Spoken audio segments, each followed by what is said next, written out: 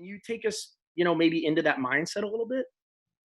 Yeah, sure. I think that a lot of people um, pick something they want to be, and then they expect that that will happen instantaneously. And I think they imagine that they want to do this thing because they have some false impression of what it is.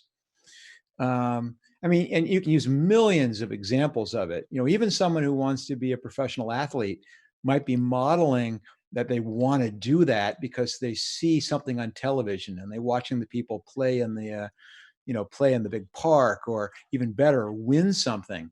But then they have to ask themselves, what is it that a professional athlete does all the time? And they spend 4 or 5. The best ones spend 4 or 5 hours a day in the gym. And if you don't like that, then you're doing the wrong thing, because you're going to spend 95% of your time doing something you don't like. And the same thing goes, for example, being an entrepreneur, is that a lot of people think this is some glorified profession because they have this idea that it's all about pitching, or being parties, or being wealthy or famous, or being on Shark Tank or whatever. And as reality, that's not what an entrepreneur does. It's something very, very different.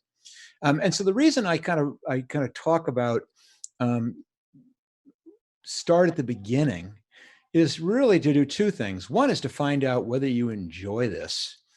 Um, but also, that's where you learn these basic building blocks. And the example I gave in the blog was that if you're wanting to be a chef, it isn't like you're going to come out of cooking school and then go and work as the chef in a famous restaurant. No, if you're lucky enough to get a job in a fancy restaurant kitchen, they're going to put you to work doing one repetitive task over and over and over again for months.